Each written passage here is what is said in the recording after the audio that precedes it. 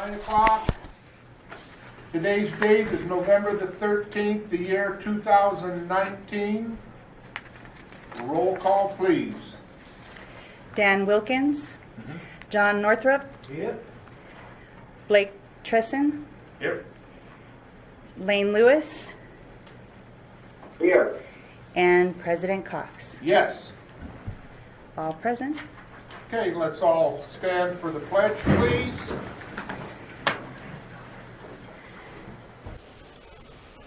Let's see. Steve, you lead us in the pledge? Your name is Steve. Yes, Steve. There you go. I pledge Allegiance To the flag of the United States of America and to the republic for which it stands, one nation, under God, indivisible, with liberty and justice for all. Good job. You think you'd get out of here unscathed?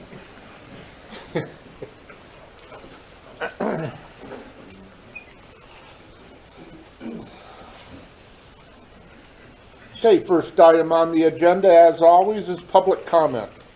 Anyone wishing to address the board on any issue not on the agenda, now's the time.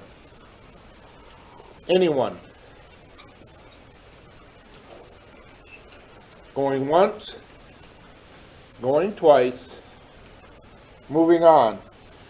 Next item, Professional Achievements Award and anniversaries. Good morning, President Cox and directors. Coxie. Vicki Lufrano, Human Resources Administrator.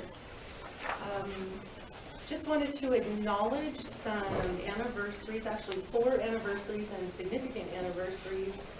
And there are a couple of the individuals here, if you wouldn't mind standing so the board can acknowledge you. The first one is, and Alan is not here, but Alan Fermont, he's an operator 3, and he's having a 20-year anniversary. Second one is Greg O'Hare. Greg is the chief plant operator, and he's celebrating his 15-year anniversary. Great job, Greg. And Scott Wilcox. Scott is a shift supervisor, and he is also celebrating his 15-year anniversary. Great job, Scott. And then the last one is Nancy Chuba Barker. She's an operator 3, and she is also celebrating her 15-year anniversary with TTSA. So great job to all of you. Thank you very much. Thank you, Vicki. Moving ahead to the financial consent agenda. Do we usually blanket these approvals? If everybody has had a chance to review the consent agenda items 1 through 5, find them in order. Move approval. I'll ask for a motion to approve. Been approved by. Got a question? A couple. Say again, Lane? Yeah, I second it. Okay, we got some discussion here. Just a couple quick things in the minutes. I believe the call to order, it indicates that President Lewis, but I think at last month's meeting it was President Cox. Typo? And then on item 7, Board of Directors comments, Director Treesan informed the board that TSD located an exposed pipe at Donner Lake. It's a small item, but I'd like that changed to in Donner Creek.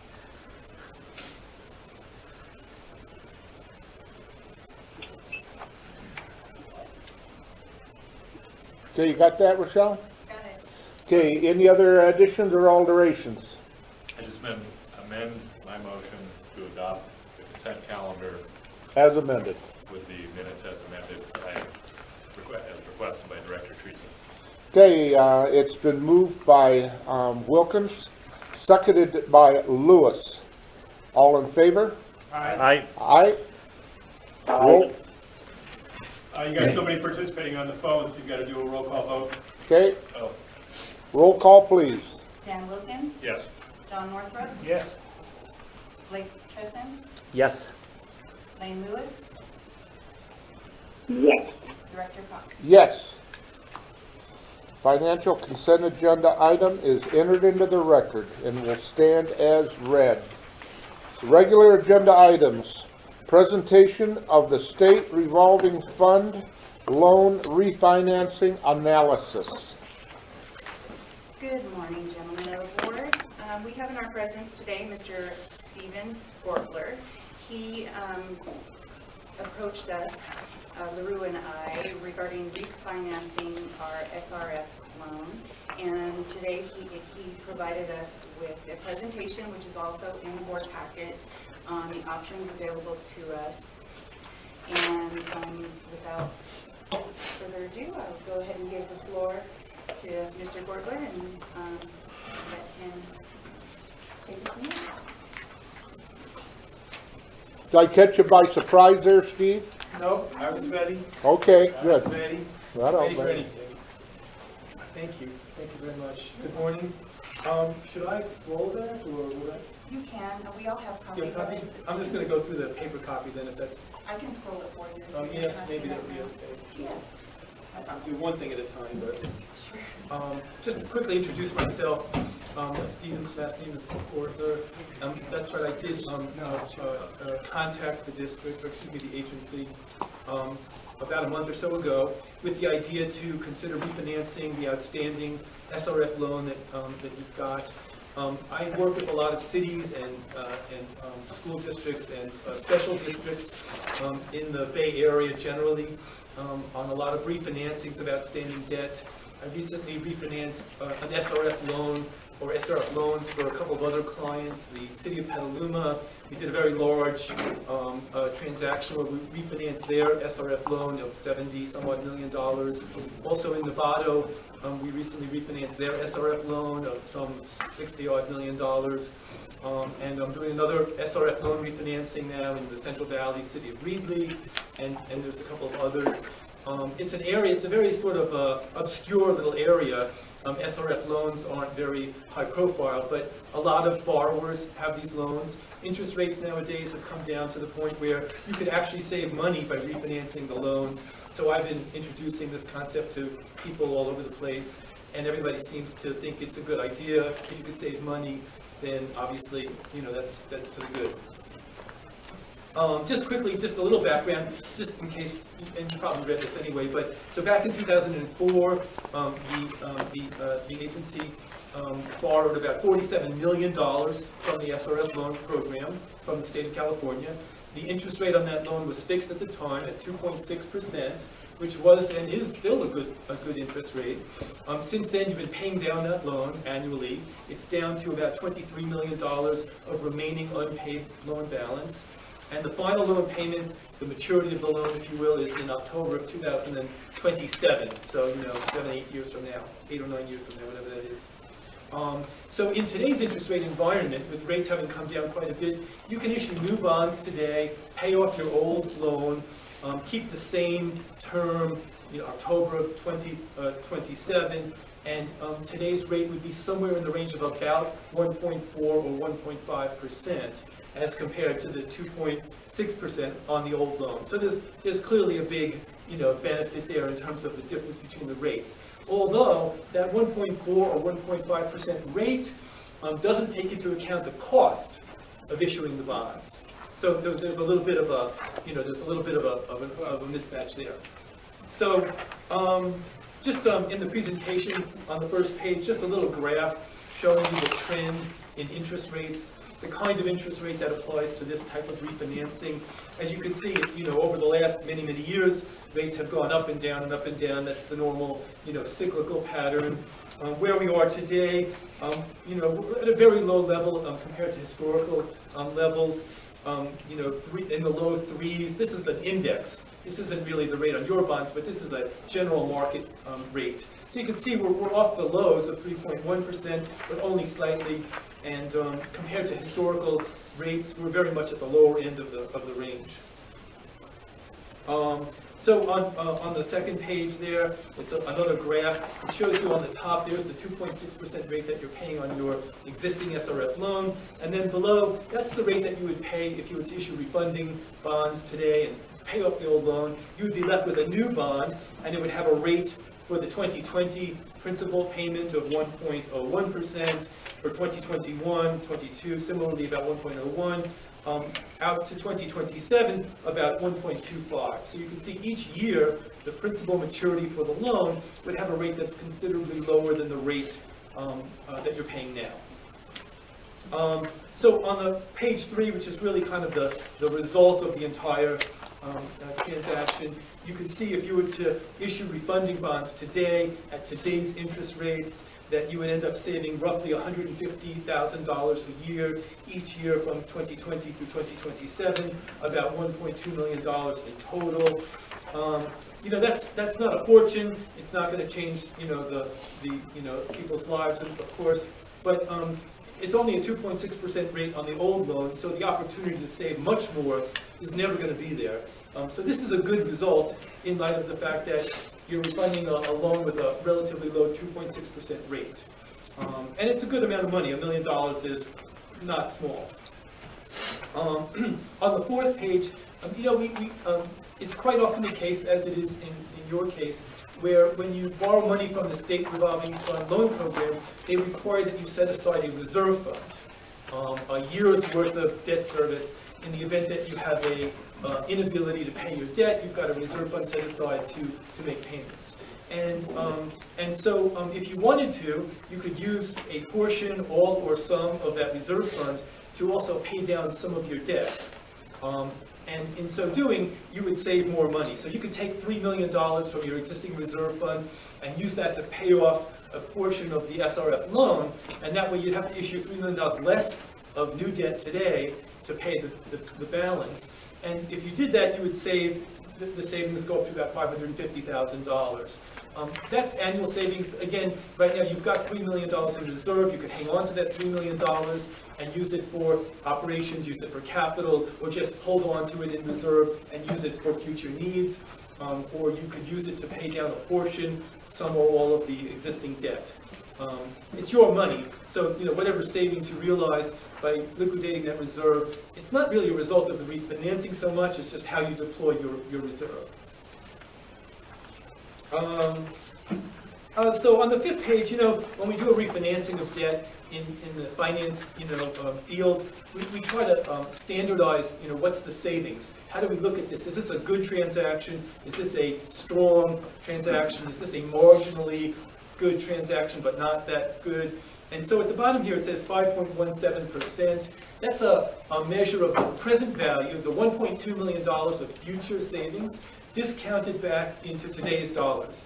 You've got inflation. $1 7 or 8 years from now is worth less than $1 today. So we take all those future $155,000 per year amounts, discount them back to today's dollars, and it's worth about $1.2 million. And then we compare that to the amount of the old loan that you're repaying, which is $23 million. So in essence, if you were to refinance that SRF loan today, you'd be saving about 5% as a percentage of the debt that you're repaying. And 5% in the industry, we consider that to be a good result, not a great result. I mean, we see sometimes 10 and 20% savings, but not on a loan with a 2.6% rate. With the 2.6% rate, a 5% savings is good. It's arguably even very good. Then, in terms of the issuance of what we're talking about, I'm using terminology. It may not be familiar to you, I don't really know. I use the term refunding bonds. What we're talking about here is you've got an outstanding debt. It's in the form of an SRF loan from the state. What we would be doing, in essence, is we'd be issuing bonds. And we call those refunding bonds because the purpose of those bonds is to pay off the old loan and so forth. So here we've got, you'd be issuing $17.6 million worth of refunding bonds. You would be receiving a premium of $2.9 million, meaning investors would actually pay you $17.6 million plus the $2.9 million.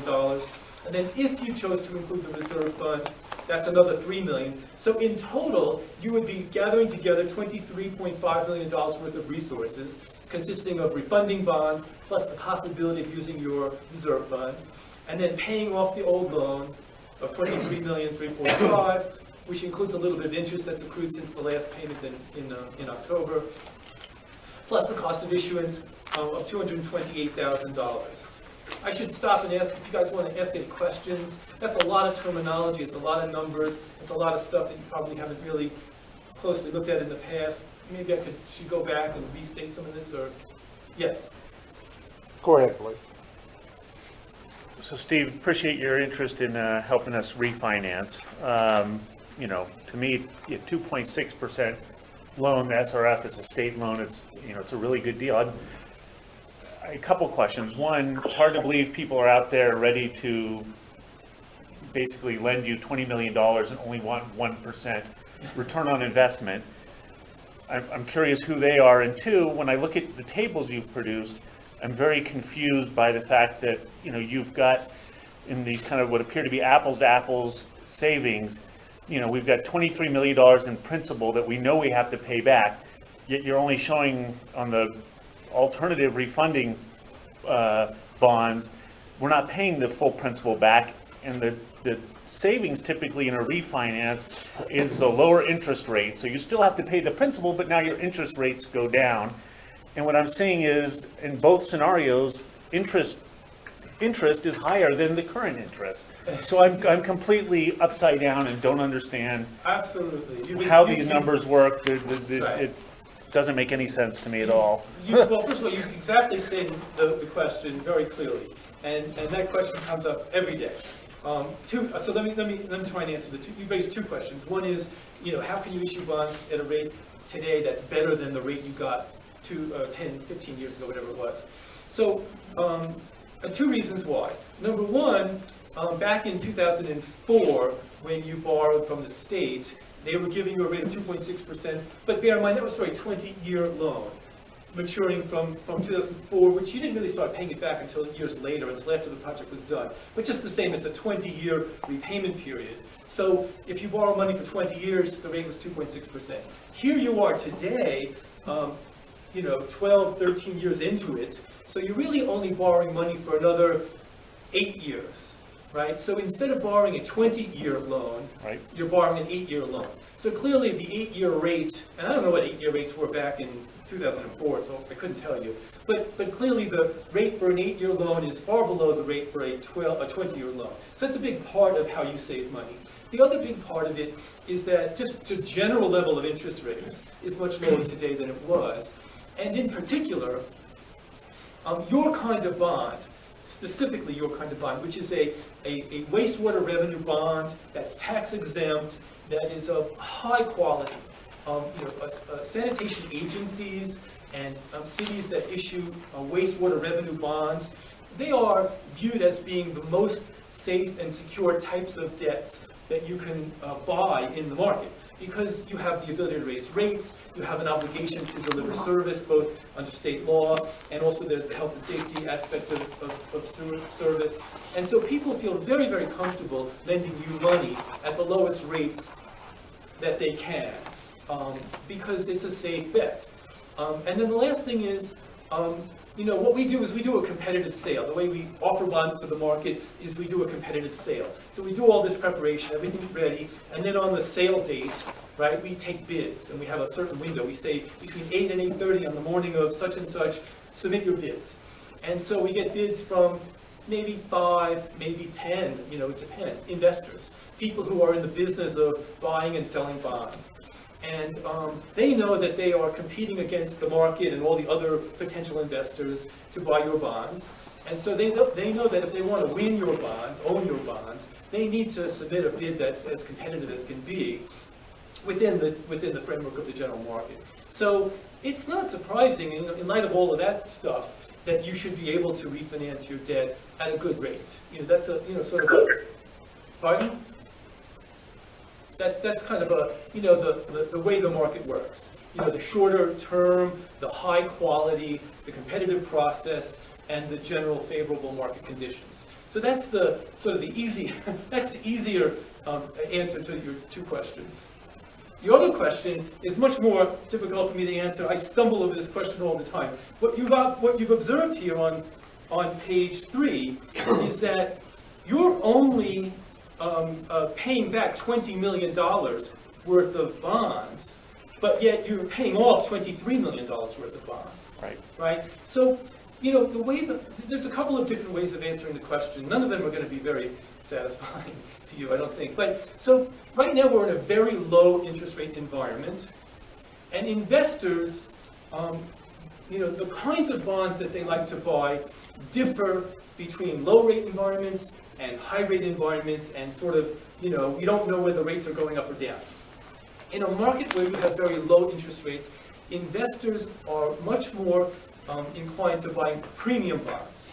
And premium bonds are bonds where you sell, you know, $20 million worth of bonds, but they pay you a price of $23 million. You're only selling $20 million, but they're paying you $23 million. And in return, what you're doing is you're paying an interest rate of, say, 5%.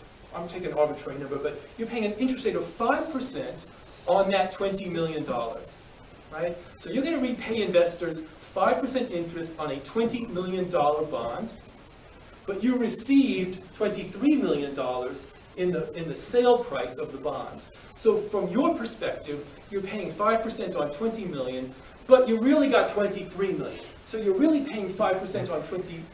That's not cutting it for you. It doesn't make any sense. It doesn't make sense. Is it because of the tax exempt status of the bonds? Actually, no. The reason is that when people buy bonds, the value of the bond, it's like any other asset, like a stock or a bond or real estate or whatever. The value of the bond, it goes up and down as interest rates change. All right? And so if you own a bond that's a premium bond, where you have, say, a bigger coupon rate, a 5% rate, and you pay a premium. If you own a premium bond, then as interest rates go up, which is what people expect is going to happen, as interest rates go up, a premium bond holds its value better. It does not depreciate in value. Whereas if they were to sell a par bond or a discount bond, as interest rates go up, the bond would lose value more quickly. That's why. So investors, they gladly will pay you $23 million for a $20 million bond, because as interest rates go up, that $20 million bond will retain its value better than if they pay you the full $23 million and they only get a 1% interest rate.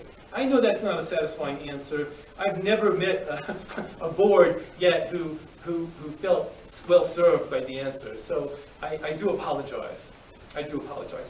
Suffice it to say, though, you know, the saving grace is that the way these things work is that you are not obligated to do anything unless at the very end of the process, after all of the paperwork and phone calls and meetings and whatnot, after all that stuff is done, you will be presented with a set of numbers, such as these numbers, which will show you, okay, our new debt is $3 million a year, our old debt was $3,247,000, so therefore we're $155,000 better off than we would have been had we not done this.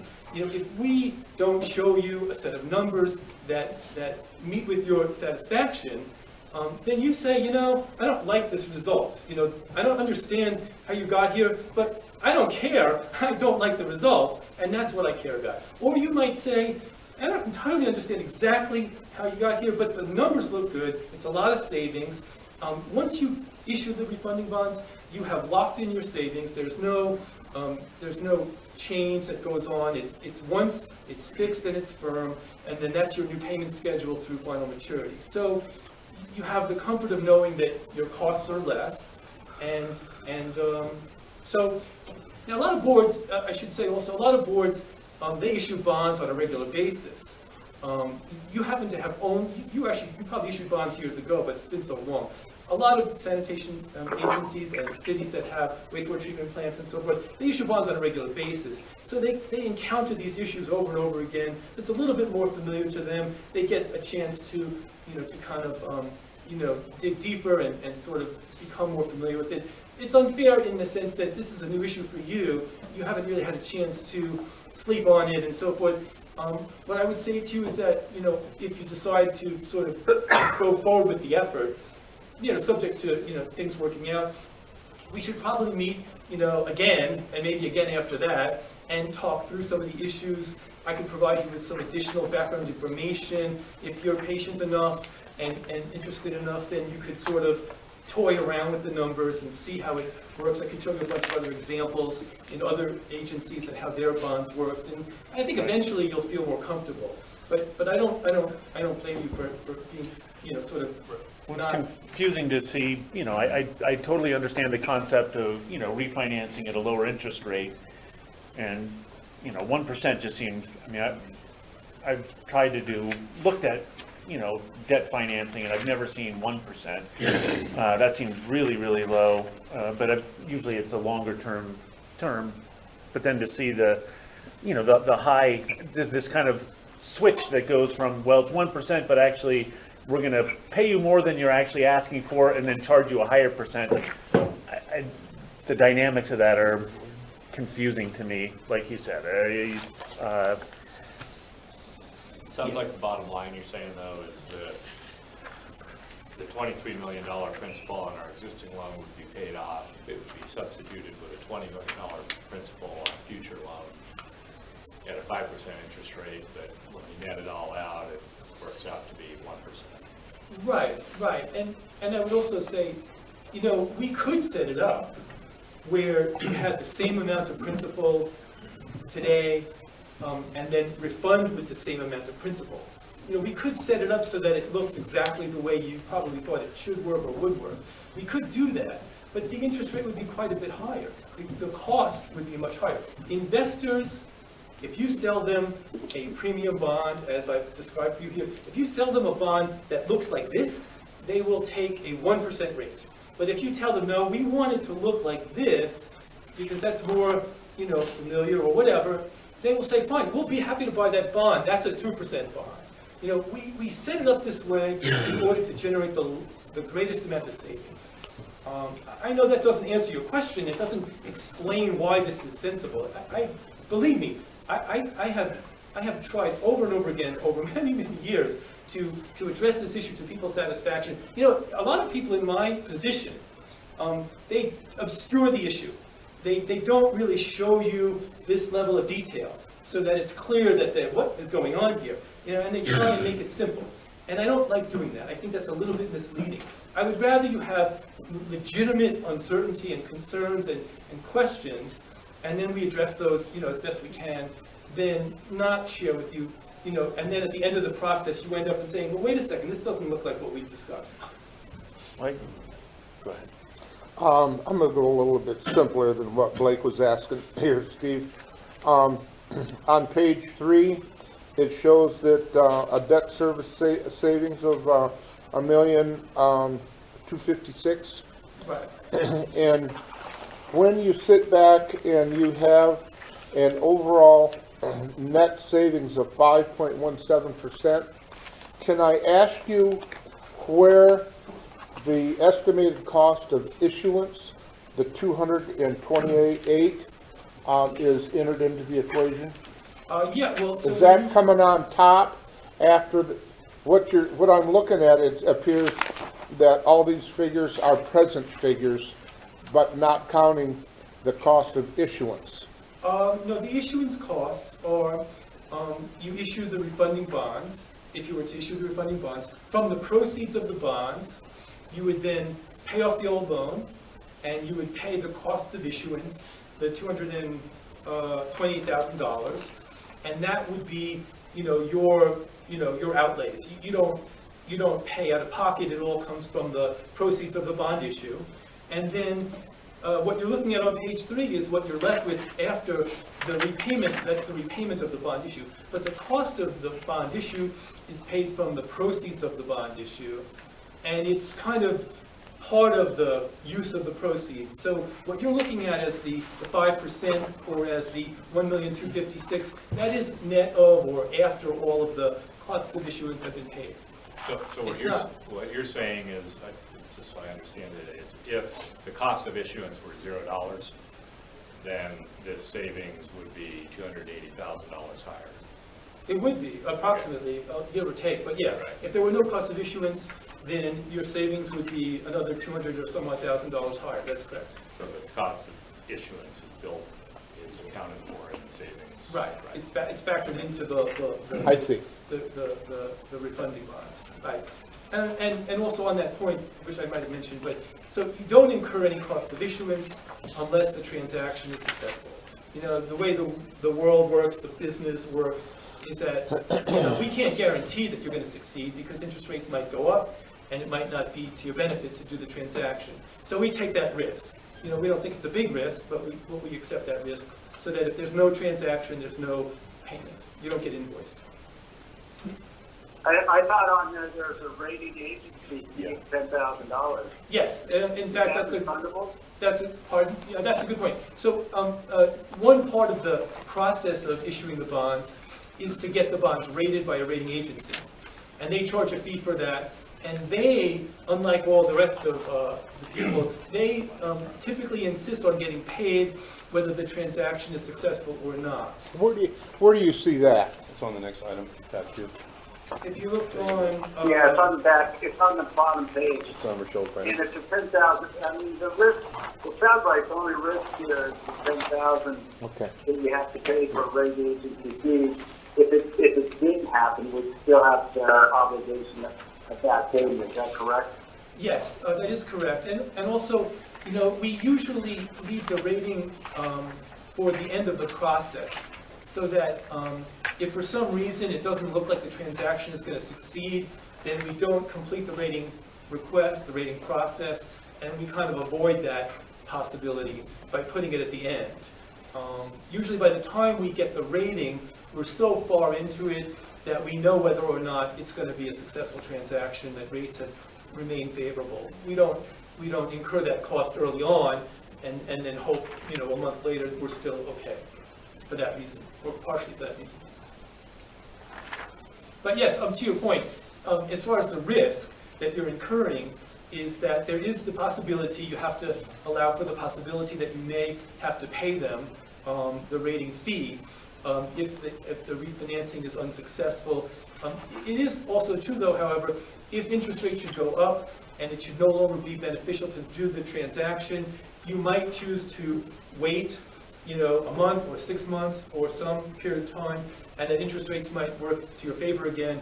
And so it may not be beneficial initially, but it might be beneficial subsequently. So it's not a one-shot deal.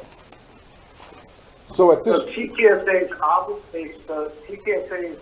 obligation, if it happens or did not happen, is up to $10,000 to the rating fee that we would be responsible for, nothing more, Correct. in our overall, if it didn't happen. in our overall net gain is going to be 5.17 at this stage of the game, at this present interest rate. That's one measure, 5.17%, as a percentage of your old debt. Most people, the way they look at it is it's $155,000 per year in annual payout and annual expense you would have had to make to the SRF loan, but now that you don't have to. So that money is available for other purposes, whether for operations, for capital, for it could defray the cost for further rate increases or whatever the board chooses. I still struggle with, you know, 2.6 is a good number. We're at the end of the amortization period. Our interest payments, as you look at the next 7 years, are very low. I'm still struggling with how this really works and how we can beat that deal, you know, and we're paying very little. You know, we're paying 23 million in principal and 2.7 in interest. You know, Lou, I'm not sure what your or Rochelle's experience is with these refunding bonds.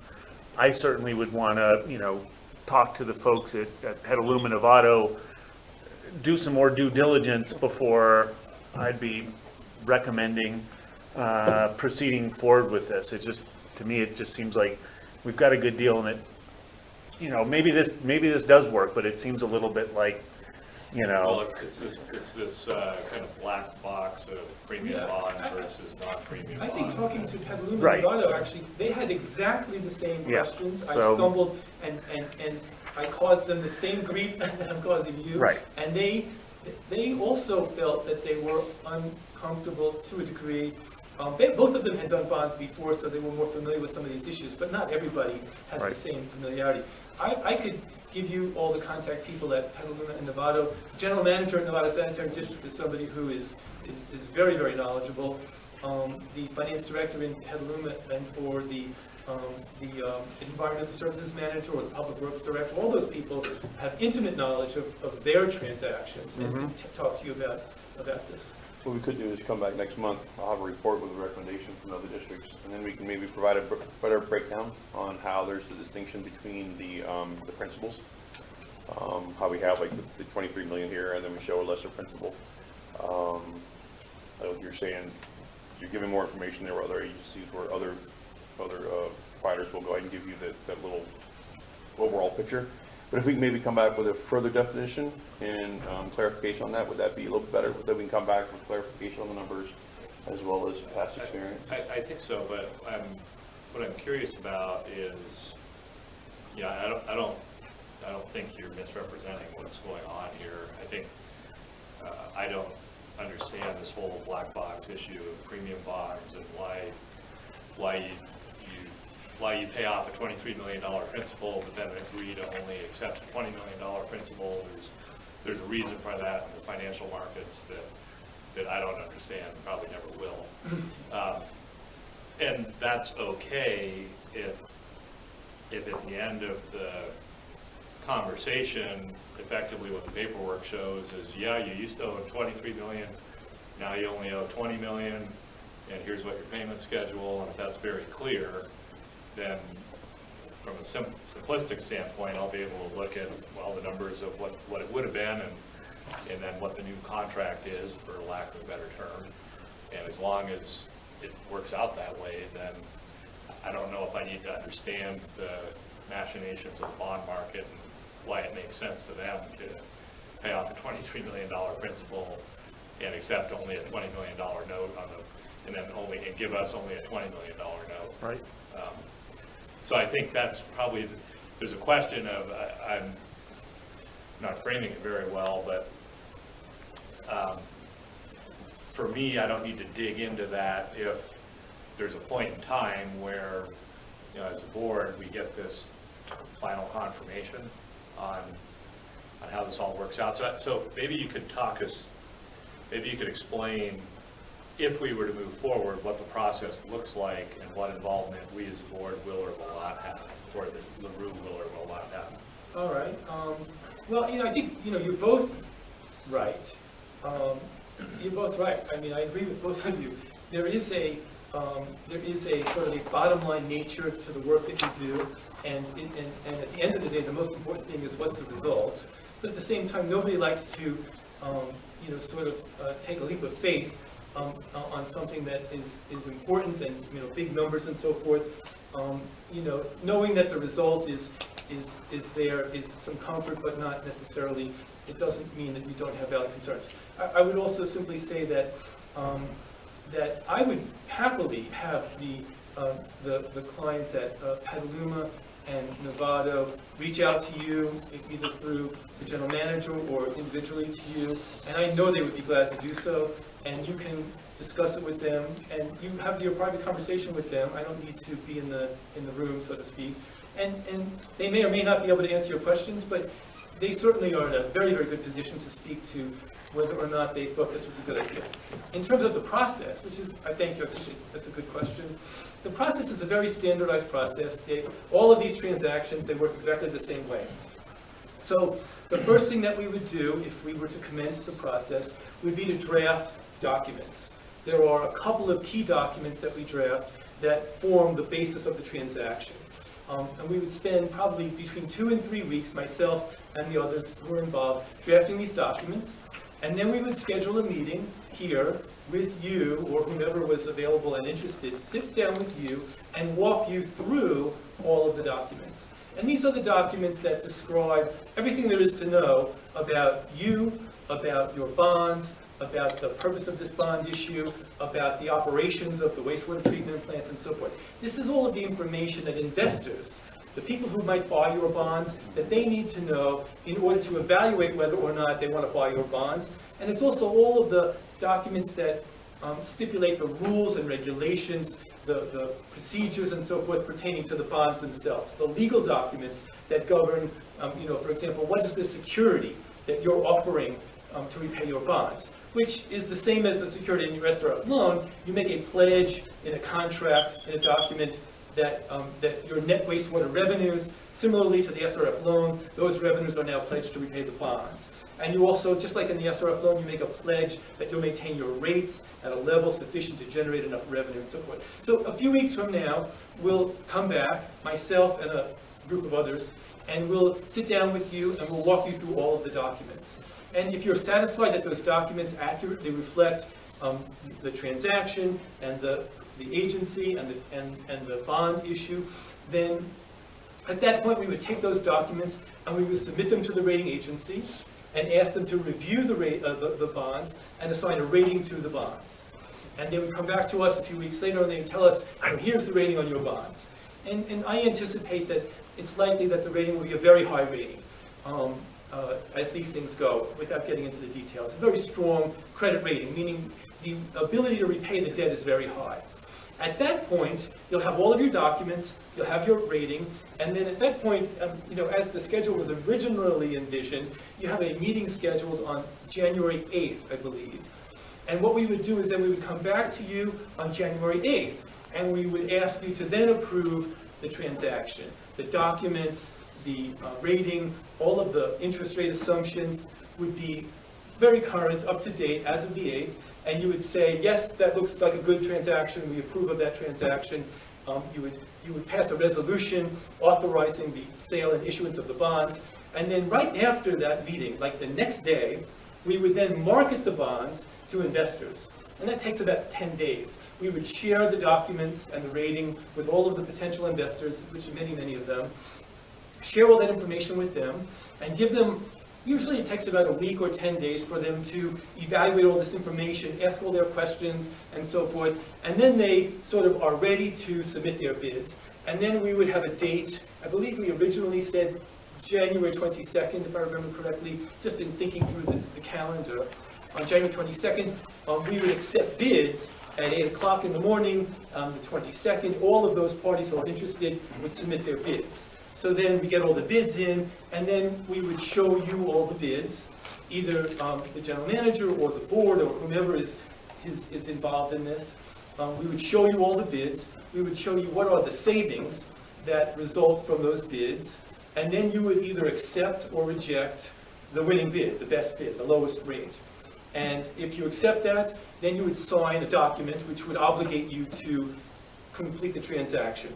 If the bids are unacceptable, you could reject them, and then the process concludes. So with that bid, or I'm assuming we'd have the ability to take that bid and develop a similar spreadsheet with it as to what you have right here. Yeah, we actually generate a lot more detail. Right. These are simplified, Understood, but this gets us to really the Right, it would bottom be line akin of to what the that. savings are or Yes. are not. So we know under our current loan what the principal is, what the interest is. We can calculate to the dollar how much we're going to pay over an 8-year time period with our current loan. exactly. And then when we get these bids, we would presumably be able to calculate to the dollar how much we would pay under whatever the low bid is over that To the same penny. 8-year time period. Yes, to the penny. We would show you exactly to the penny how much your new obligation is going to cost you each year through maturity, how that compares to the old obligation, and that's the basis for you to decide whether or not it's acceptable or not. And I would add, that's kind of the process. It's a very standard process. That's the way it always works. But I do think that your question and the concerns that you raised warrant a little bit more process. Calls with the clients are good. What I would suggest is that we should provide you with some additional information, perhaps set up an additional meeting sooner than 3 weeks from now, in the next week or days ahead, and try and walk you through by showing you a bunch of other examples of transactions and a little bit more background information so that you're in a better position to judge, does this make sense? Is this appropriate? I don't think it's right that you should just take it on faith that, I'm trustworthy. Sure, I look and sound trustworthy, I guess, and I am. But I respect your role to exercise independent judgment, and so I feel an obligation to provide you with enough information so you can form a judgment on the basis of the facts and figures. Okay. Where do we go from here? Are we going to set up another meeting within 3 weeks to further discuss this? Are we going to leave it up to LaRue and Rochelle to digest some of these numbers and put it on paper for us to review? How do you want to handle this? Dan? I kind of look to Blake. I mean, I think the question you raised, Blake, is a valid one. The answer is one I don't completely understand. Right. But it's has something to do with the bond market that like I said, Right. I'll probably never understand. I'm comfortable kind of looking at the bottom line at the end of the process, and if it looks better, great. If we can gain some insight into how the bond market works along the way, that'd be fine too. Yeah. So, I mean, I think it's, doing our job here to try and manage the district's finances in the best way possible. I appreciate, Steve coming to us, LaRue and Rochelle vetting this and bringing it to us. But yeah, I continue to scratch my head. My fallback would be to talk to your peer. Novato Sanitary District is a very similar type agency, and maybe they can, dispel some of my confusion and, about this, and that would be my first stop, would be there just to vet with a sister agency that apparently has gone through the exact same refinancing of a SRF loan. Again, I struggle to, anyway, that would be my first stop. I know that you ran two scenarios here, one that shows, a $1.2 million in savings over the 8 years. The other that showed, that is the meteor one that shows almost, $4.5 million. But that one's based, I think, on this $3 million that we have set aside. But again, I don't understand. It seems like that $3 million is being credited towards the new process, but, that $3 million is going to be used in our existing one also. So I don't understand the math where somehow we can use the money that we already have, and the new process, we get $3 million in additional savings that you don't get in the other one. There's something missing in that kind of option A, option B. I mean, option B, we would probably use that $3 million would be the last payment we would make. It wouldn't be some additional $3 million that we'd be holding. So I sort of, just being skeptical, I question, this much bigger savings that's being proposed in the one where we include the SRF loan reserve. I think probably my gut feels that, the more realistic one is possibly that initial one. So there is savings there. I'm sensitive to staff's time. We didn't tell you to go out and look for this. I think it's great that you did. I don't know whether Steve contacted you. There's an amount of staff time that's going to be involved. You've got a lot of stuff on your plate, LaRue and Rochelle. I think a 2.6% loan with SRF at the end of the thing, I'd have no problem saying, you know what, I'm fine continuing with our program. Nice idea, but if you want to try and pursue this, you feel you've got the bandwidth at the staff level, first stop would be, some other agencies, and then, I think come back to us. I don't know that we're under every year that you go, you lose some money, I suppose. So there's some critical path to moving this forward, but, trying to push this in the next 2 weeks, 3 weeks seems kind of, I don't know what That's a pretty short timeline. But I thought what I heard you say was that the bond sale would happen in January, which is like 2 months out, right? The original schedule that we had January, I believe 22nd, right? Right, so it's a little over 2 months out. Now, so the point in time where we spend money other than the time that staff is working on it is when we get the bond rating, right? That's when we would Yeah, that's spend- when you incur cost, and that's Right. typically at the end of the process. We would, ordinarily what we would do is we would structure that so that it occurred just prior to the approval meeting, so that we had the rating for So the, that would be late December, or early January. in early something like January, that. right. So I guess what I'm wondering about is, could we keep this process moving forward, have it back on our agenda at the December meeting? What is the magic of January 22nd? You can do bonds anytime, can't you? You There's know- not just a Right. bond window. There's two Exactly. answers to the question, and I don't know which is the better answer.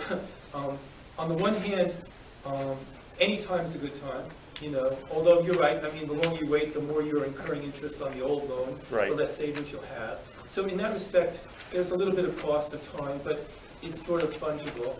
The issue that people generally worry about is that interest rates are not static. They tend to move, you know, up and down. Your opportunity to save money is narrowly confined to a very favorable interest rate environment.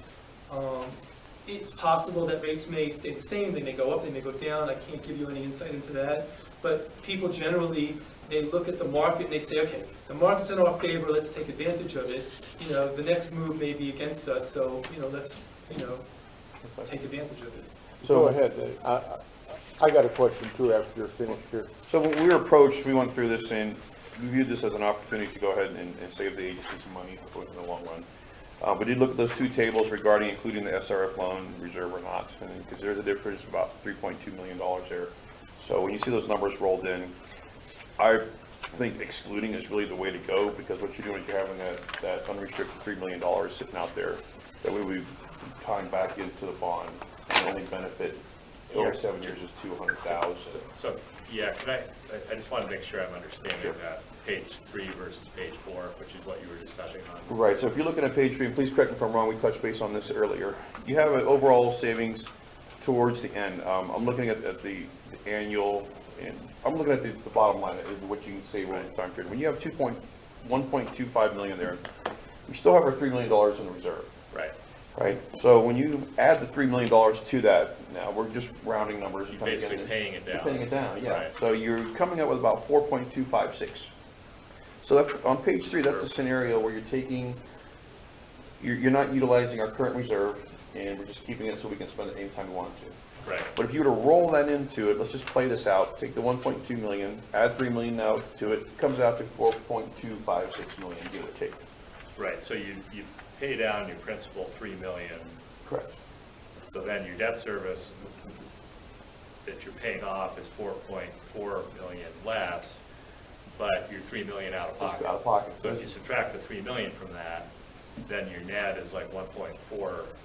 Right, so you only got $200,000 difference in putting our reserve in there. Right. And me, since we still have other plans coming on, that's a lot of capital, I'd be more comfortable not putting that in there, keeping it as an unrestricted fund, Right, processing this at the 1.2, go through the process. The interest rates are, the 2.6 is a good percentage, there's no question with that. But if we can refinance it, issue these bonds at a lower interest rate, and it gives opportunity for the agency to save some monies, I thought it would be something to look into. We can go through the process. If it's not desirable, all that it is really out of pocket is at $10,000 for the rating. And we've had our discussions here, and what do you think our rating would be here? About A minus? No, you know, well, first of all, I have to say, I'm not I don't know all the facts and figures Yeah. about the agency, but I have done a lot of diligence. I've read everything on your website, and I'm very familiar with your operations and finances and so forth. I've done a lot of homework. And you've got a lot of cash on hand, but at the same time, it's been a while since you last raised your rates.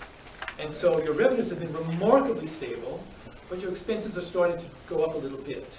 And as I understand it, you're going to look at do a master plan, which is well in the works, and I'm familiar with the process, and then you'll do a new rate study perhaps at some time in the next year or so. So, you know, adding all that up, I think a very high rating is warranted. And not as high as Novato, not as high as Petaluma. The Novato bonds had a rating of AAA, which is literally the highest possible rating, a AAA rating. It's extremely rare. Their situation is exceptionally strong in every conceivable way. Petaluma, as another example, rating was AA+, which is, virtually the highest possible rating, exceedingly rare. Neither of those is going to be available to you, I don't think, and largely for the single reason that you haven't adjusted your rates in quite some time.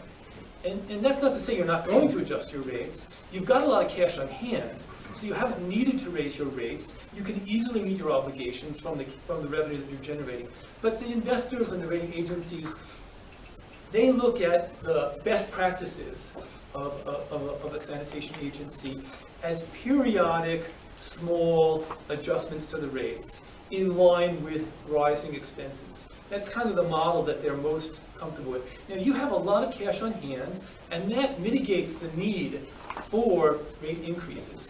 And we will argue that, and I think we'll be successful, but I think we'll end up one notch below at the AA level, a AA rating, which is a great rating.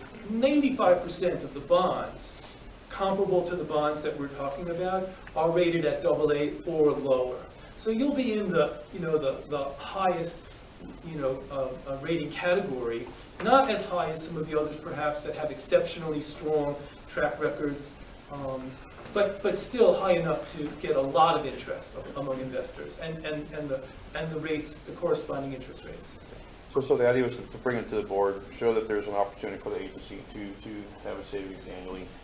It's not a tremendous amount of savings, but there is a savings nonetheless. And we wanted to see if it was something that the board was comfortable with proceed. Hey, LaRue, 1.2 million bucks is some pretty significant dough in my world. I think over 7 years, that's substantial. But let me ask you this. Putting the $3 million from the reserve into this equation would save us an overall of roughly $4.5 million over 8 years. It doesn't really save it, it kind of applies into it. I think the trade-off of giving the 3 million is only 200,000. There should be a minus 3 million. Right. 4 million, I actually wrote it here. 454. If you take the 3 million away, you get about 1.45. And if you compare that to the 1.25 here, you're only talking about $200,000. And it's just a matter of comfort level. For $3 billion, I think the agency should keep that liquid and available to us at all times, because the benefit is only $200,000. Likewise, if we were to use it, we could earn the $200,000 because we do have funds available to us now. To me, from comfort level, I just don't think the additional $3 million is what they... Okay, I got to ask Blake. Blake, Yes. you feel that the annual savings keeping our $3 million loan reserve intact, are you questioning the $155,000 or $150,000 a year savings? Are you questioning the legitimacy of that figure, or what's your concern? I'm questioning it all, yeah. Yeah. I think that it's kind of, I think LaRue did a good job of, kind of getting them back to apples and apples, that A and B aren't different, and if we were to pursue this, I think I would go along with your plan to maintain the reserve and not, expend that. Again, if you feel you got the time, LaRue, I would say come back at the next board meeting. I don't feel, the interest rates have been low. We've had this loan for 20 years. All of a sudden with 7 years left, we have to scramble, through the holidays to get this done, and you've got a lot on your plate. I think we move through this at, if you're interested in still pursuing this, and the board, I guess, as a whole is interested in pursuing this, I'm okay with directing you to proceed and come back in December with, whatever you think the next step is, but certainly it would be, in my mind, I'd want you to reach out to, if not one, a couple peers who've done this exact same process, just to help dispel my, concerns that, this is, it's just, the black box is too confusing, but that it really works and is, people are actually have done this. If you come back and, say, hey, we've done it, then maybe we move forward, and direct you to proceed with Steve or, this process, then, but I don't see the need to scramble, yeah.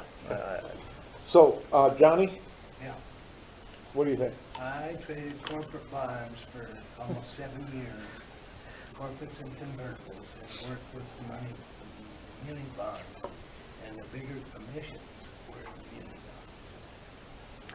bonds. So, I think we're riding a good horse, Right the way we are. right the way we are. Danny?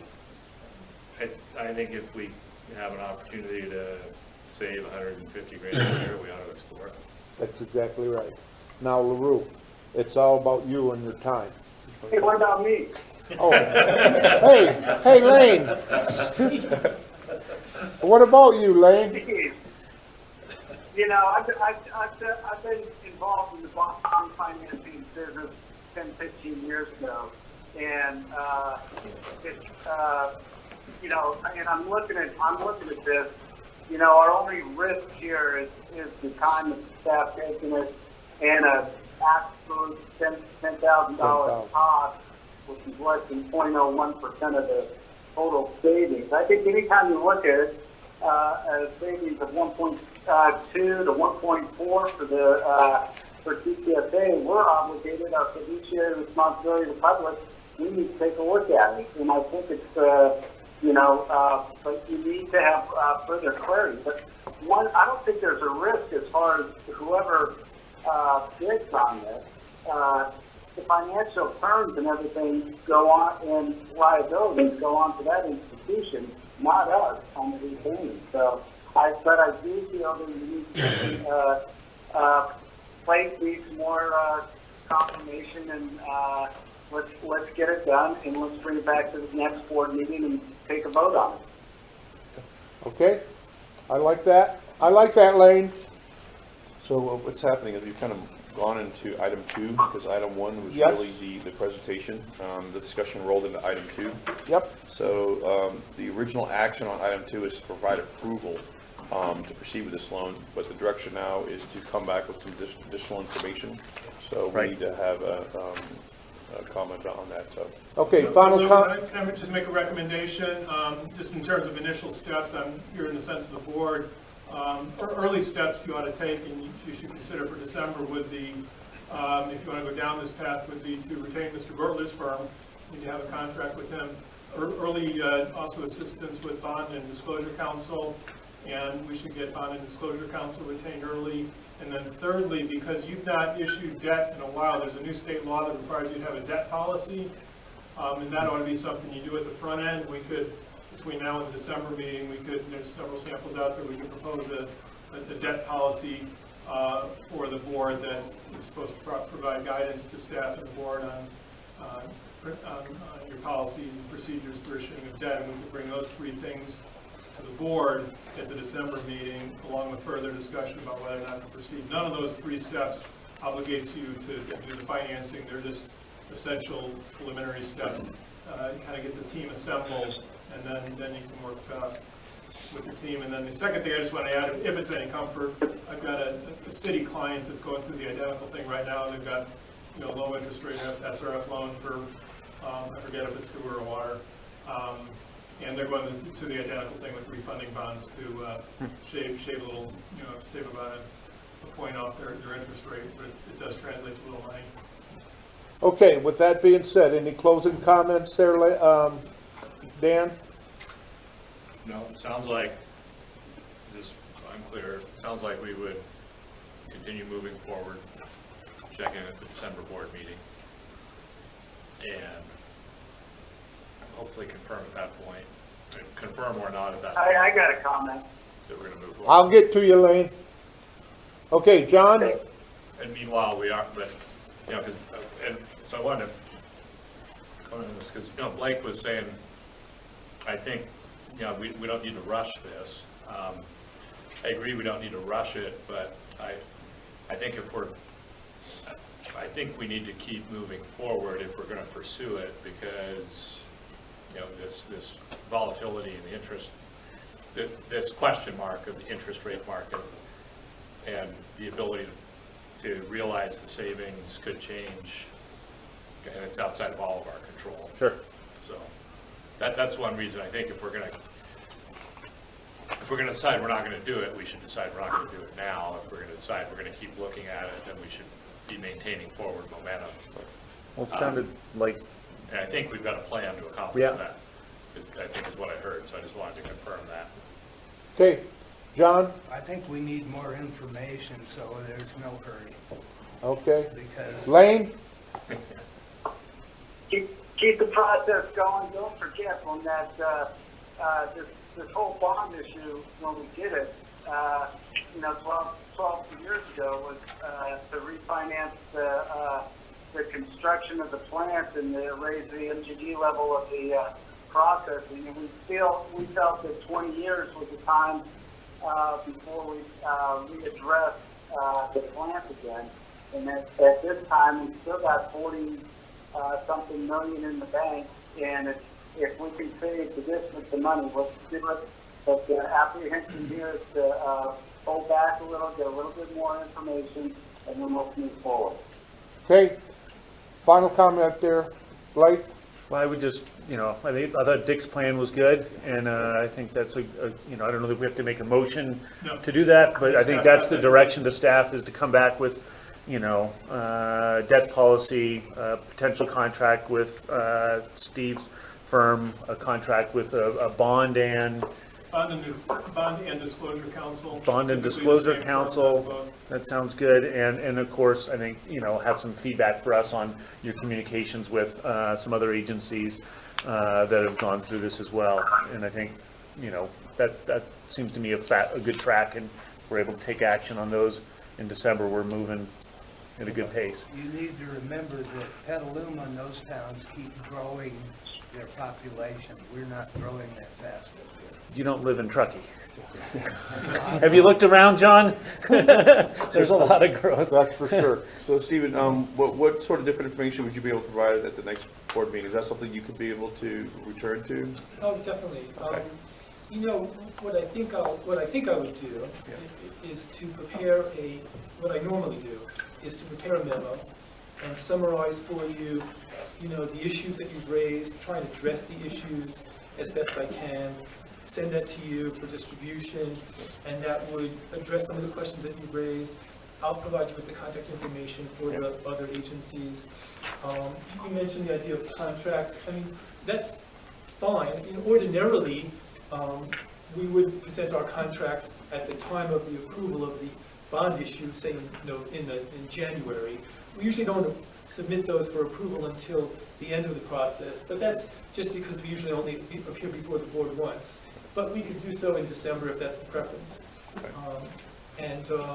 So my sense of what I'm hearing is that we should get back to you with some feedback and address some of the issues you've raised, a little bit more organized, a little bit more systematic, and then you could let us know if that helps.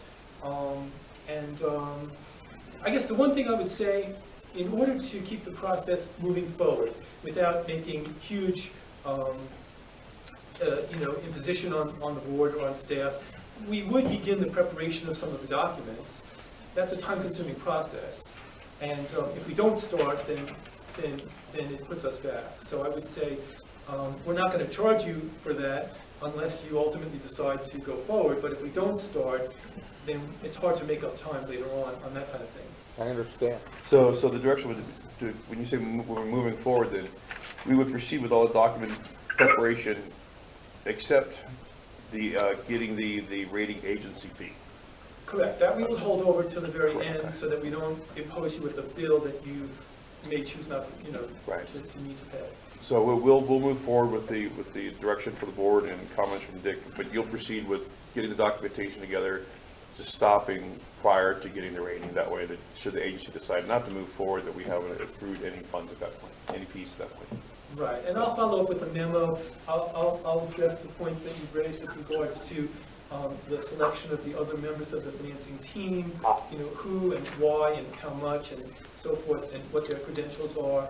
Those are important decisions that, would come up in the normal course, but I'll address those for you as well.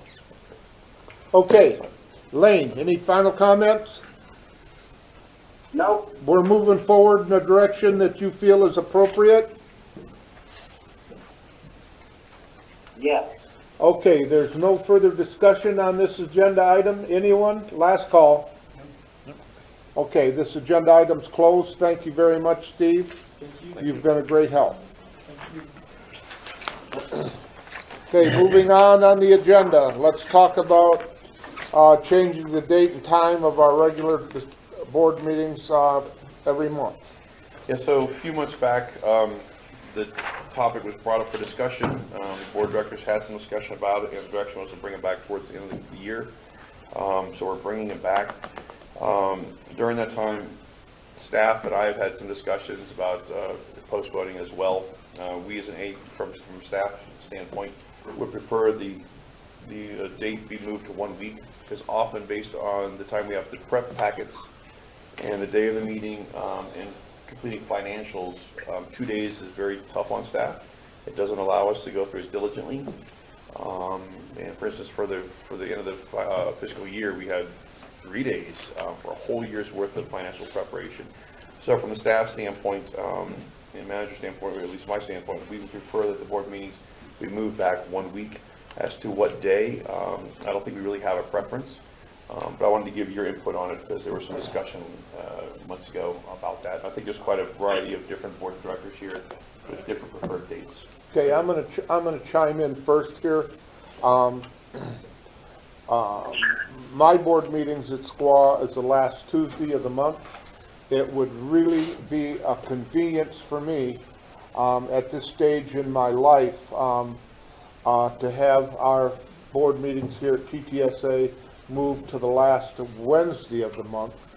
That way I could sit back and participate in our monthly meetings without being on the phone. There's going to be maybe one or two as I look through the year that that might be a little bit of conflict, but that's a conflict that I'm willing to endure. So my preference is the last Wednesday of the month. Blake? Yeah, I'm pretty open, ideally it would be probably the third week of the month. That's when the TSD board meetings are, so I'm always available then, but I probably can work around the schedule. That'd be great. Dan? I'm pretty flexible.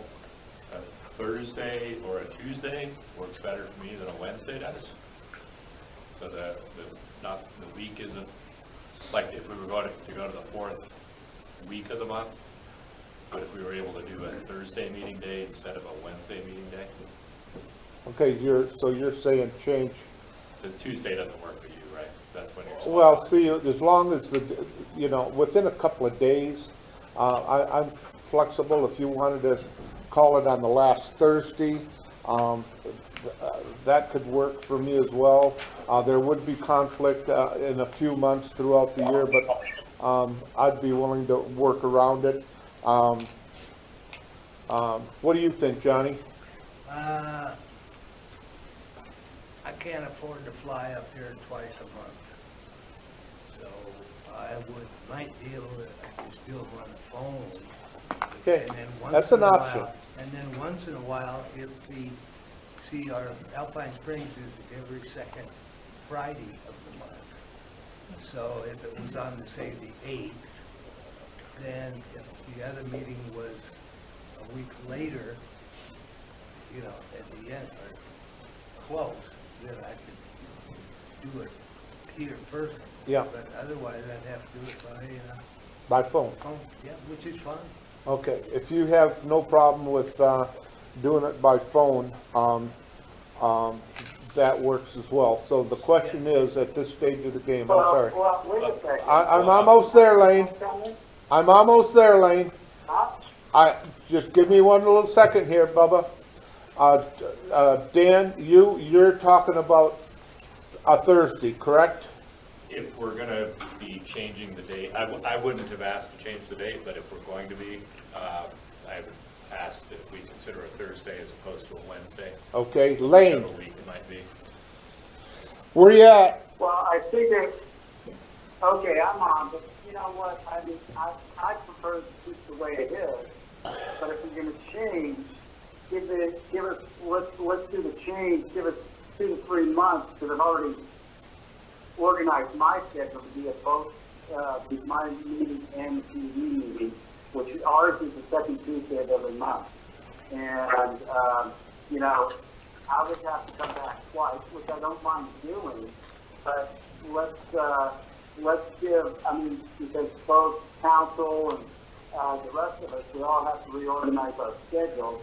I mean, if we're gonna change it, let's give it a couple months and say, hey, February 1st, we'll change it to the 3rd, or 4th, in the month.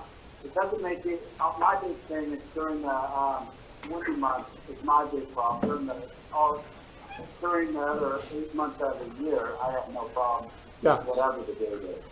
But I travel quite a bit in November, December, and, January. Copy. Okay, So I'm with keeping it the way it is now, but if you're gonna change it, change it February 1st, whatever it is. yes. But, okay, that's my recommendation. So I just wanna, I'm trying to keep score of kind of how moving the dates affects one director positively and another one negatively. So I think what I heard is Lane, well, you don't have another meeting you have to sync up with Lane, or do you? Well, yes, I do, because I have to report, on the second Tuesday of every month, I report to North Tahoe PD in person. So a second week of the month meeting syncs up well with your PUD meeting, and I'm hearing it syncs up well with your Alpine Springs meeting, John? Mm-hmm. But it doesn't sync up well with Dale's meeting? I'm flexible, I'm flexible. Or LaRue, by the time they have to get what they need to get down here. I see, right. Okay, so to accommodate, you, Dan, and, to accommodate me, because I'm kind of flexible. Because when I come back, for my PSD meetings, I usually stay a week. And if we can sit back and get this all together within a week, I'm for it. So, we're looking at maybe the 3rd Thursday. How about you, Dick? What do you think? I was doing okay until you just mentioned 3rd Thursday. That's going to be a problem. You were looking at fourth Wednesday or 4th Thursday is good, but third Thursday. Okay, we're gonna have to make some concessions here. Yeah, we can stick with Wednesdays. Like I said, if we were gonna move it. Let's stick to Wednesday, either the 3rd or the 4th Wednesday. Let's, Lane, how you doing there?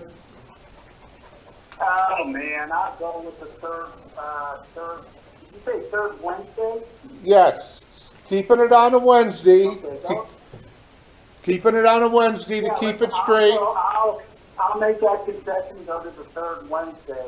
But can we delay it till and implement it in February? Yes, I've got my schedule already carved into stone as well, Lane, so I don't have any problem with that. Okay. Okay, so we're looking at the 3rd Wednesday, starting in February, right, Lane? 3rd Wednesday starting in February, that is correct. And we'll keep all the other dates the same for December and January. That works for me. That works for Blake? That works for everybody? Sure. Okay, And Dale, just to confirm, stick with 9 a.m. start. 9 a.m. start, Thank you. Effective, the 3rd. February. 3rd February, in February. third Wednesday in February. We'll come back with a resolution next month. Yeah, we'll need a resolution next month.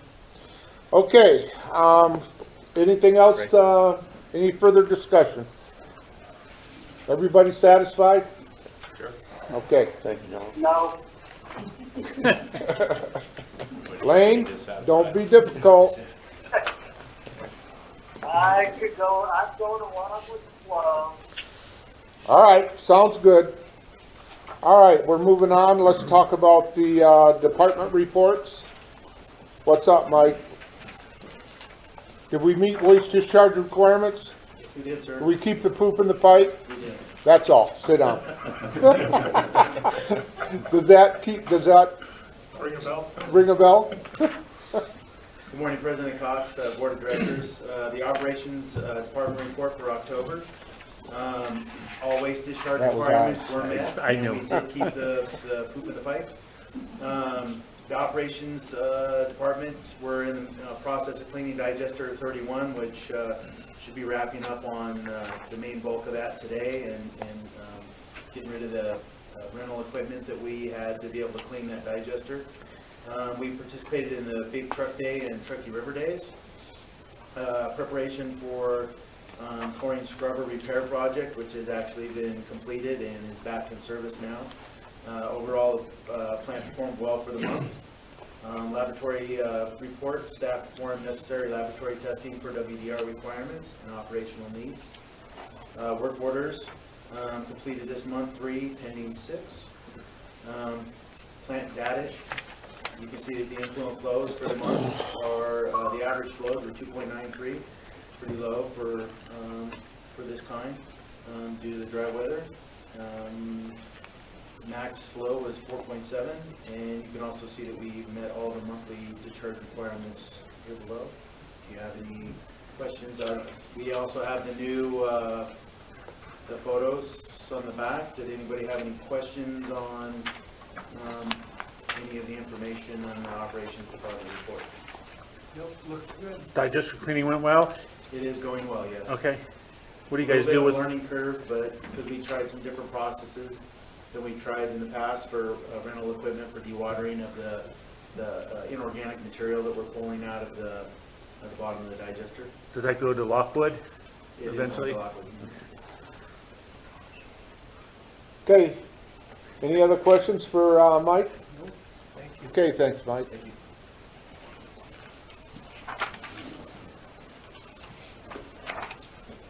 Morning, President Cox and Board of Directors.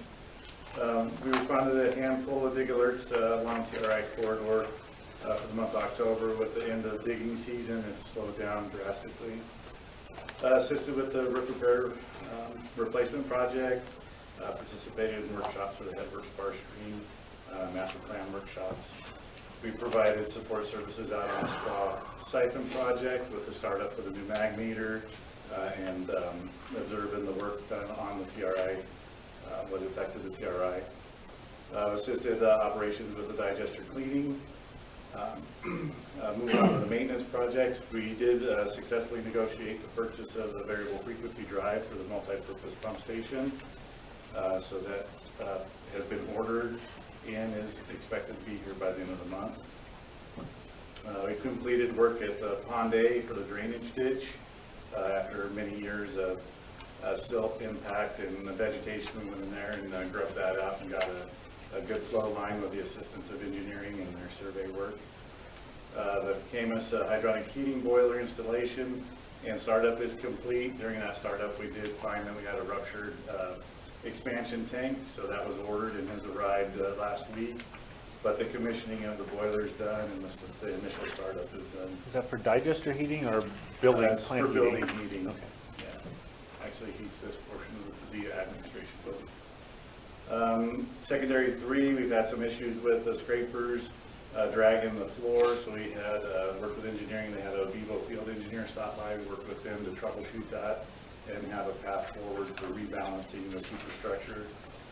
And then we had an emergency call out with a digester PLC power feed, lost some conductors in the conduit. So that following day, we pulled new conductors and got back up and running. And the wraps up everything maintenance has been doing. Good. Any questions for Richard? No, thank you very much. Thank you, Richard. Go ahead. Morning, directors. Jay Parker, engineering manager. In the month of October, we had a long laundry list of projects we were working on. Roof repair project, that building 1353 critical facility was re-roofed. The rest of the facilities are pending until next year. Digital scanning of sewer lines, that was complete in October. Headworks improvements project, that's a Steve Stromhill Jacobs project that we're working with them on. 2019 digester cleaning project, we had helped participate in planning that project. Master sewer plan, that's ongoing. Pond 8 drainage ditch improvements, that's Richard mentioned that. 2020 plant painting project, that's one that we started working on, that's going to be going to bid next year. So that's repainting some of our clarifiers in the digester. The 2020 building 4 court and wall addition, that's to improve increase the longevity of some of our CMU block walls.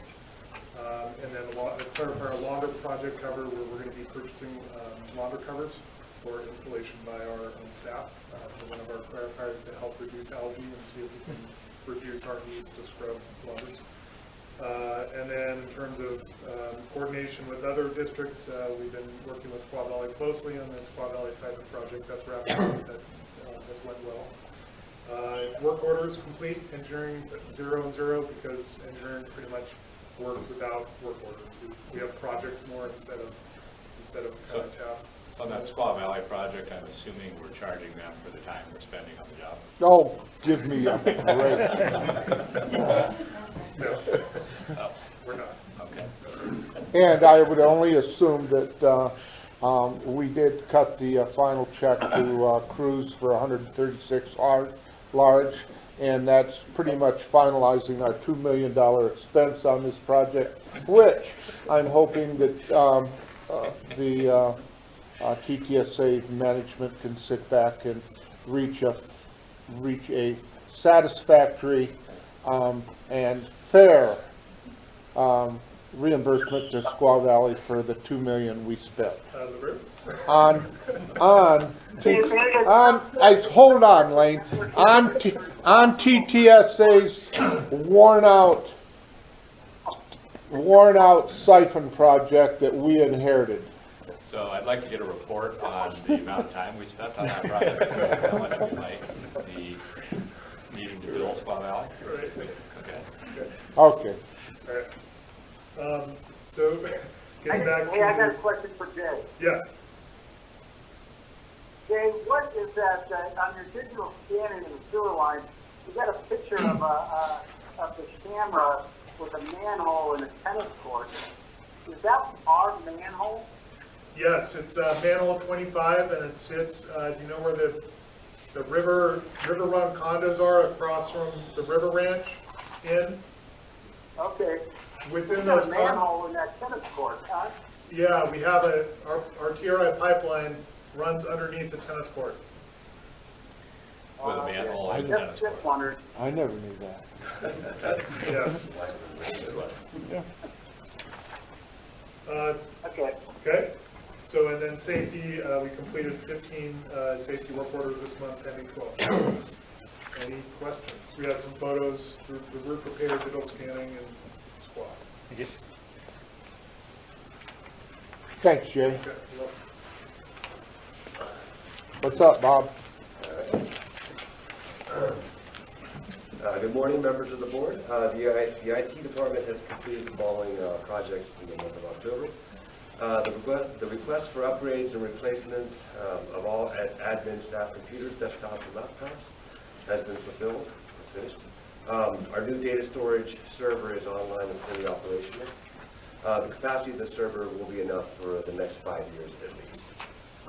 The maintenance rehab portion of our security camera upgrade replacement project is finished, with all pertinent cameras being recorded on a 3-month rotational basis. The upgrade of the thickening centrifuge PLC is finished, and it has been running without a hitch since early October.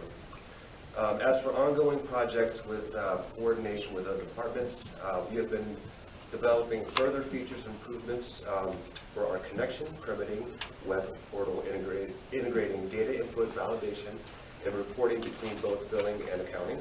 We are able to receive our permits and have all the information in one centralized location with access from one website. We've also been working with the safety department to provide an online safety permitting database portal that we are starting with the job hazard analysis documents.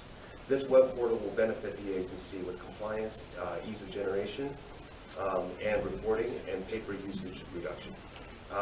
We have been assisting operations and maintenance more on a regular basis with normal technical issues that come up. We've been keeping their computers and networks humming along. So. Any questions? Anyone? Nope, thank you.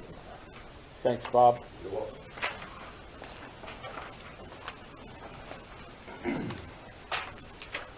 Administration? Good morning, gentlemen. Michelle Chavez, Administrative Services Manager. We had completed all in-house and most general work with the auditors and are expecting to have a draft by either the end of November, beginning of December to review. So if we do not get them in here in December for a final review, it will be January. But I will keep you posted on that as it progresses. Both billing and customers for billing and accounting and all departments have been working diligently to get all the updates to Cassell software, sending them data and recommendations for what we want the software to look like. And next week we get to go play in the sandbox, so to speak, to try it out and get some training and work forward. And also, by the end of November, we will give them the final data submittal so we can go live with Cassell in December. So we should have financial statements out of Cassell to give to you in January. Okay. Purchasing, Tiffany at the front desk has been taking care of purchasing, but she also coordinates all of our luncheons, potlucks, and what have you. And yesterday we had our Thanksgiving luncheon, which we had the pleasure of Director Cox and Hardbrook attend. We had quite a nice turnout, and we had catering from Boston Market, and that was pretty good. We missed you, Blake. Dan, Yeah, it was a real nice buffet. We missed you. glad to be missed. Sorry, Rochelle, go ahead. That's okay. And you'll also notice on your way out the door, there are two collection boxes. One is for Project Mana, it's a food drive, and the other is Toys for Tots. So we are picking up those drives to help out the local community as part of our holiday festivities as usual. So feel free to drop something in next month when you come by. And other than that, it's business as usual in preparation for our annual appreciation dinner, which we will also have longevity gifts to provide to staff at that time. And instead of going and taking those longevity gifts to the dinner, I recommended that we bring them to the board meeting, since not all board members are going to be able to attend the dinner, and we can have you present them here at our board meeting. Any other questions? In December? Anyone? Or In December. Okay. Thanks, Rochelle. I did note that our connection fees have now, the average connection fee is now below our historic flat fee of $5,000 because of the, I guess, the connection of several of the large commercial multifamily unit developments in Truckee. Coburn, Yeah, Carson, yeah. yes. So, So Coburn ended up under the new fee schedule. So that means we're losing money. They pulled their Actually, permits. no, we did have think they came 77. from the old They were, that was part of previous. So we had 3 buildings of Coburn Crossing in the old structure. So, and I think there's a total of 5, if I'm correct. 5 apartment buildings and a hotel, or something like that, yeah. So there are 2 that are part of the new. Yeah, if you 2 look, part of the new, the 3 part of the old. So And it's- those, we have 3 that are now active, flowing, so being charged service charges as well. Now, Blake, are we losing? are we losing money according to your At calculations? this snapshot in time, we've collected less money for connection fees from residential units under our kind of variable rate than we would have if we had kept the 5,000. But that's gonna bounce around that, so it's pretty much what I would expect. This is a long play by the district, and it's not too far off, so yeah, we're a little below, but that's as expected. That's doing our share and our contribution to the Housing Council and trying to help the employee housing shortage. Correct. Okay, what's up? I have nothing. Wait a minute. Hey, Lane, do you have something to say? Hey, I just want to ask Rochelle on her other EDU summary. It has here North Tahoe in April and it's negative 5.2. Yes. So it's How negative. does it become negative? It becomes negative when commercial properties withdraw their connections. Okay, good. I know which one that one. Okay, good. That's all you. Thank you.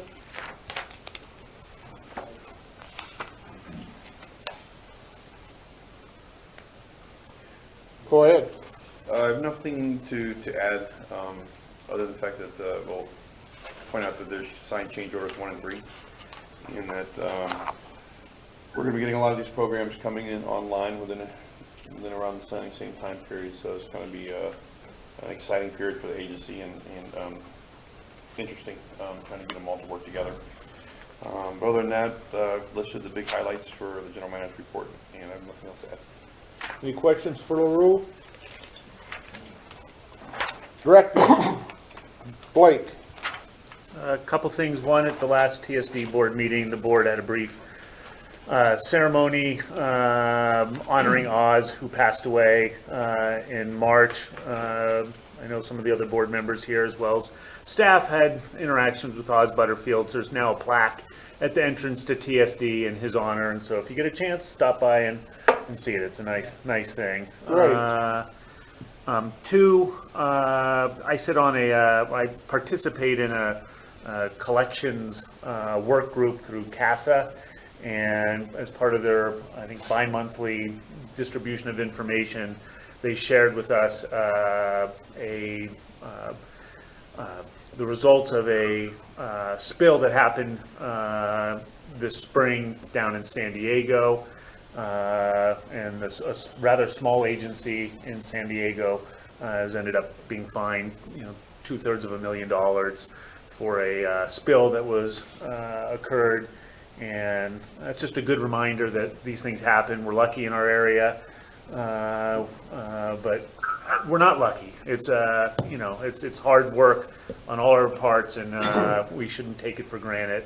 And just want to compliment TTSA staff and remind us also to remain vigilant, because these things do go wrong, and in addition to the monetary fines, it's a lot of difficult PR you have to do with your community as well. And so I encourage you guys to keep up the good work, and it's good to learn from other people's lessons. These folks, the spill occurred, and the pipe broke in a storm event, and they didn't discover it for almost a month later, and then they were supposed to do some reporting back to the state, and they missed those deadlines, and all these things compounded to result in a big fine and kind of a black eye. So just Which town was it? it wasn't a town, it was a special district up in the hills of San Diego, San Diego Sanitation District. It's a smaller agency, I think, that serves some of the unincorporated San Diego County. That's a big county. I worked down in Valley Center for a year or two years ago. That's it. Okay, Dan? Johnny? I'm good. I'm good. Okay, if there's nothing else, go ahead, Lane. I'm Lane, good. you're good? I'm good. I'm good. All right. If there's nothing else to be brought before this regular meeting in open session, I'll ask for a motion to adjourn. So move. Moved by Make a Tesson, motion to adjourn. seconded by Lewis. All in favor? Aye. Roll call. Roll call.